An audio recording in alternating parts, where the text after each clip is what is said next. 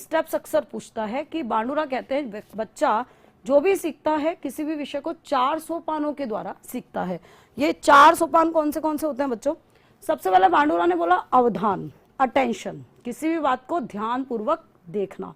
Second बांडुरा कहते हैं धारण, रिटेंशन, जो देखा उसको एज इट इज अपनी मेमोरी में स्टेबल करना। ठीक है, अवधान, धारण, अटेंशन, रिटेंशन। थर्ड बांडुरा कहते हैं प्रस्तुतिकरण, प्रेजेंटेशन, कि जो आपने अपनी मेमोरी में धारण किया उसे आप बिहेवियर में दिखा रहे हैं, उसे आप प्रस्तुत कर रहे हैं। और लास्ट बांडुरा ने बोला पुनर्बलन, रीइंफोर्समेंट, आपने जो भी किया उसके आधार पर आपको या तो सकारात्मक या तो नकारात्मक प्राप्त हो जाएगा, पुनर्बलन। ठीक है, और ये जो 4 स्टेप्स है अक्सर एग्जाम में प्रश्न आता है। अच्छा, बेसिकली हम इन स्टेप्स के माध्यम से ही सीखते हैं। जैसे आप अभी प्रैक्टिकल एग्जाम्पल लो, आपने बांडुरा का एक्सपेरिमेंट देखा, सुना, ठीक है, ध्यान से देखा, ध्यान से सुना, ये आपका स्टेप था अटेंशन। फिर आपने मेरी बात को दिमाग में रखा, हो सकता है आपके दिमाग में एक बार में 80% जाए, 70% जाए, 100% पूरी बात एकदम से मेमोरी में सबके सेट नहीं होती, किसी के भी नहीं होती। इवन स्मृति का नियम है कि कुछ बातें स्मृति से पुनर्अभ्यास के द्वारा ही रिकॉल की जाती है, स्थायी की जाती है। तो आपने बातें सारी सुनी, अवधान, सुनने के बाद में आपने दिमाग में रखा, धारण।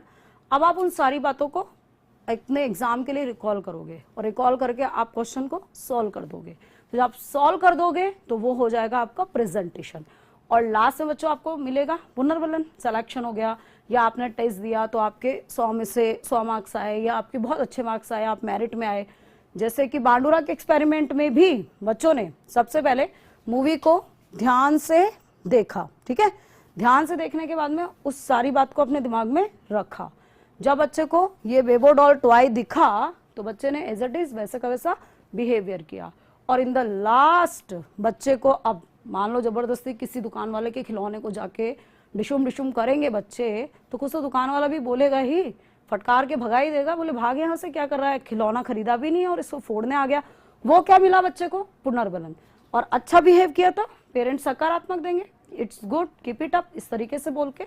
तो बच्चा जो भी सीखेगा 4 स्टेप्स में सीखेगा, अटेंशन, रिटेंशन, प्रेजेंटेशन, रीइंफोर्समेंट, अवधान, धारण, प्रस्तुतिकरण, पुनर्बलन। ठीक है, ये चारों स्टेप बहुत बहुत इंपॉर्टेंट है बच्चों और अक्सर एग्जाम में आती है। और इसीलिए कहते हैं ना कि बच्चों पर चीखना चिल्लाना नहीं,